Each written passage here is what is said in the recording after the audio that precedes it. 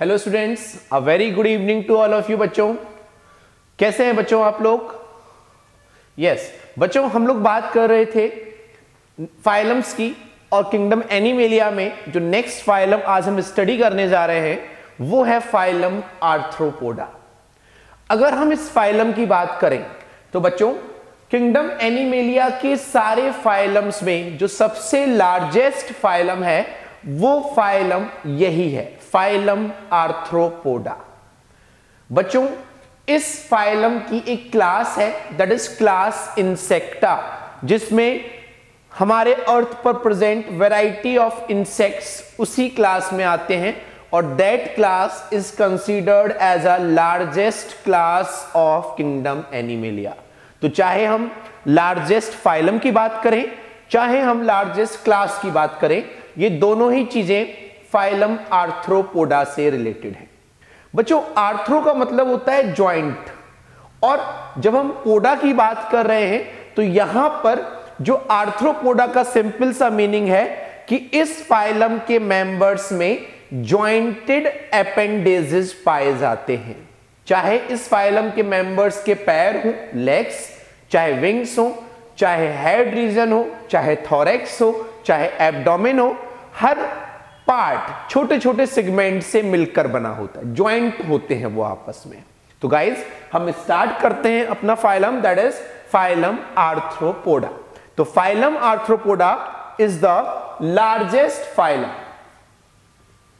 This is the very important point regarding this phylum, largest phylum of kingdom Animalia. बच्चों जब ये phylum largest है तो इस फाइलम के मेंबर्स, ऐसी कोई भी स्पेस, कोई भी जगह नहीं होती, चाहे हम सॉइल की बात करें चाहे हम वाटर की बात करें, वाटर में भी fresh water, marine water, air, soil, land, parasite, ये ऑर्गेनिज्म इस फाइलम के मेंबर्स हर जगह पाए जाते हैं। क्लियर? तो अगर हम हैबिटेट की बात करते हैं इस फाइलम के मेंबर्स की, तो इस फाइलम के मेंबर्स सारी जगह प्रेजेंट होते हैं, all over. Clear?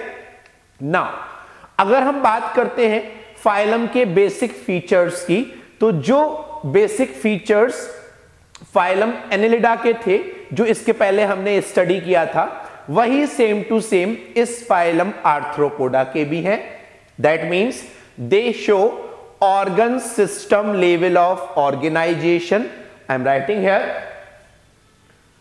organ system level of organization. They have bilateral symmetry. They have bilateral symmetry. They have triploblastic nature, that means they arise from 3 germinal layers. They are triploblastic and they contain true coelom, that is eucoelomate. अब मैं आपको coelom से related एक point discuss करने जा रहा हूं बच्चों। जब हमने स्यूडोसीलोम स्टडी किया था, स्यूडोसीलोम में हमने बात की थी कि जो मेसोडर्म होती है बच्चों वो पाउचेस के फॉर्म में प्रेजेंट होती है। किस फॉर्म में प्रेजेंट होती है बच्चों? पाउचेस के फॉर्म में।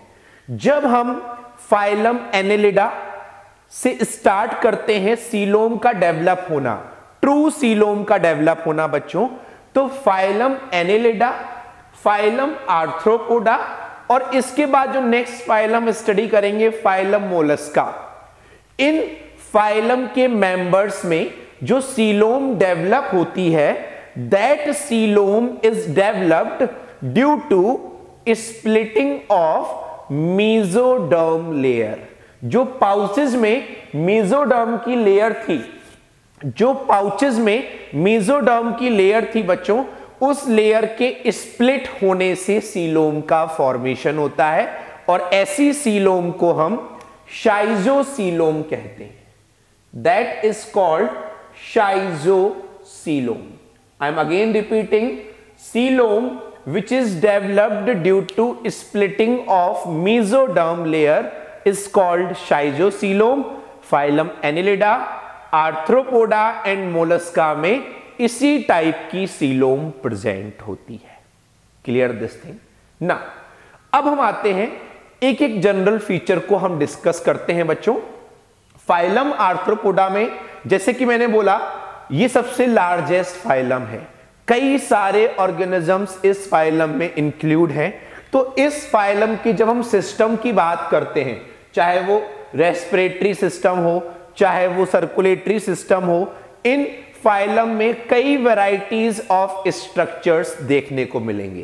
क्लियर ना बच्चों, जब हम बात करते हैं फाइलम आर्थ्रोपोडा के मेंबर्स की, तो इनके जो मेंबर्स होते हैं उनकी बॉडी 3 पार्ट में डिवाइड होती है। वो 3 पार्ट्स कौन कौन से होते हैं बच्चों? तो body of members of phylum Arthropoda is divided into 3 parts. One is called head region, second is called thorax, third is called abdomen. One is called head region, second is called thorax, and third is called abdomen region. Head, thorax and abdomen region. Clear? Okay. Now कुछ members में बच्चों head और thorax भी आपस में fused होते हैं और वहां पर हम वर्ड यूज करते हैं सिफेलोथॉरेक्स। वहां पर हम वर्ड यूज करते हैं सिफेलोथॉरेक्स, जहां पर हेड और थॉरेक्स रीजन आपस में अटैच होते, जहां पर हेड और थॉरेक्स रीजन आपस में अटैच होता है, दैट इज कॉल्ड सिफेलोथॉरेक्स। क्लियर ये पॉइंट ना। जब हम बात करते हैं बच्चों इस फाइलम के मेंबर्स के डाइजेस्टिव सिस्टम की, डाइजेस्टिव सिस्टम की अगर हम बात कर रहे हैं तो जो डाइजेस्टिव सिस्टम है that is divided into 3 components: foregut, midgut and hindgut। हम सिंपल फॉर्म में ये कह सकते हैं कि जो एलिमेंट्री कैनाल होती है, एलिमेंट्री कैनाल होती है वो 3 पार्ट्स में डिवाइड होती है: फोरगट, मिडगट एंड हाइंडगट। अगर आपको इन पार्ट्स के बारे में भी डिटेल में जानना है तो मैंने एक लेक्चर डाल के रखा है regarding digestive system of cockroach, that will explain you everything about these things. But अगर हम जनरल डिस्कशन कर रहे हैं यहां पर, तो इस फाइलम के मेंबर्स की एलिमेंट्री कैनाल 3 पार्ट्स में डिवाइड होती है और मोस्ट ऑफ दी जो मेंबर्स होते हैं they are omnivores. They are omnivores, वो सब कुछ खाते हैं। क्लियर ना बच्चों, जब हम बात करते हैं इस फाइलम के मेंबर्स के रेस्पिरेटरी सिस्टम की, रेस्पिरेटरी सिस्टम,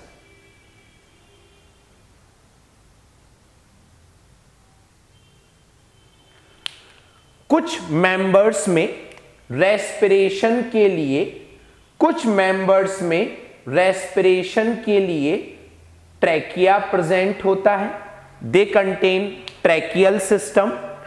कुछ मेंबर्स में रेस्पिरेशन के लिए गिल्स प्रेजेंट होते हैं। Some members have book lungs,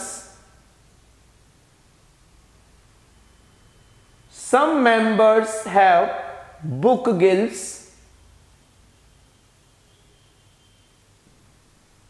अगर हम बात करते हैं, मैंने आपको पहले बताया बच्चों, इस फाइलम में जो भी रेस्पिरेटरी सिस्टम या सर्कुलेटरी सिस्टम के टाइप्स हैं, कई वैरायटीज पाई जाती हैं आपकी इस फाइलम में।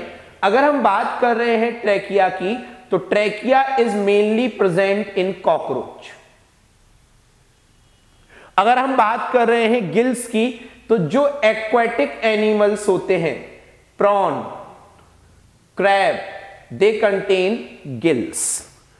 अगर हम बात कर रहे हैं बुकलंग्स की, तो spider, scorpion, they contain book lungs. और बुक गिल्स एक क्रैब होता है बच्चों, that is called king crab, that is basically a living fossil, जिसका नाम होता है लिम्यूलस। उस लिम्यूलस मेंबर में रेस्पिरेशन के लिए जो स्ट्रक्चर्स प्रेजेंट होते हैं, they are said to be book gills. यहां पर आप देख रहे होंगे बच्चों, a variety of organisms are present in this phylum. Even butterfly, house fly, moth, जितने भी इंसेक्ट्स हैं वो सारे इसी फाइलम में प्रेजेंट हैं। हनी बी, लेक इंसेक्ट, जो भी सोशल इंसेक्ट्स हैं वो भी इसी फाइलम से बिलोंग करते हैं। क्लियर? कई बार बच्चों को एक डाउट होता है, मैं आपको क्लियर कर दूं। ऑक्टोपस आपने नाम सुन रखा होगा, कई बार बच्चे ऑक्टोपस को भी फाइलम आर्थ्रोपोडा से लिंक करते हैं बच्चों, but octopus belongs to next category of phylum, that is phylum Mollusca. Octopus phylum Arthropoda से बिलोंग नहीं करता। Understood? Now after digestive and respiratory system, when we talk about circulatory system, in arthropods open type of circulatory system is present। बच्चों, open type of circulatory system का मतलब होता है कि इस फाइलम के जो मेंबर्स हैं उनकी बॉडी में heart like structures, you can say pumping organ and blood vessels properly developed नहीं होती। इनकी बॉडी में एक body cavity like structure present होता है। उस बॉडी कैविटी को हम हीमोसील कहते हैं। उस बॉडी कैविटी को हम हीमोसील कहते हैं, जिसमें कलरलेस फ्लूइड प्रेजेंट होता है, जिसको हम हीमोलिम्फ कहते हैं। और उस कलरलेस फ्लूइड के कांटेक्ट में सारे ऑर्गन्स प्रेजेंट होते हैं। उस कलरलेस हीमोलिम्फ के कांटेक्ट में, डायरेक्ट कांटेक्ट में सारे ऑर्गन्स फ्लोट कर रहे होते हैं, इस तरीके से अपीयर होते हैं, सो दैट वो जो फ्लूइड है वो उन ऑर्गन्स को डायरेक्टली न्यूट्रिएंट्स प्रोवाइड करता है और उनसे वेस्ट मटेरियल कलेक्ट करता है। बच्चों, यहां पर एक पॉइंट ध्यान रखना है आपको, जैसे ह्यूमन की बॉडी में सर्कुलेशन के लिए ब्लड होता है। ब्लड का काम है न्यूट्रिएंट्स को और वेस्ट मटेरियल को एक्सचेंज कराना, बट ब्लड का साथ में काम है गैसेस का एक्सचेंज भी करना। बट जो फ्लूइड इंसेक्ट्स में प्रेजेंट होता है, haemolymph, that only involve in exchange of nutrients and waste material, it never involve in exchange of gases। gases के exchange के लिए they have special respiratory structures, just remember this thing। understood? तो अगर हम insects या arthropods की बात करते हैं, they have a large body cavity which is called hemocoel। उस body cavity में सारे ऑर्गन्स प्रेजेंट होते हैं, which get supply of nutrients which remove their waste material, but never ever involve through gaseous exchange. Just remember this thing. Okay, now जब हम बात करते हैं एक्सक्रीटरी सिस्टम की, जब हम बात करते हैं एक्सक्रीटरी सिस्टम की, तो बच्चों एक्सक्रीटरी सिस्टम में कॉकरोच की बॉडी में, कॉकरोच की बॉडी में एक्सक्रीशन के लिए जो स्ट्रक्चर्स प्रेजेंट होते हैं, they are said to be Malpighian tubules. क्या कहलाती हैं बच्चों?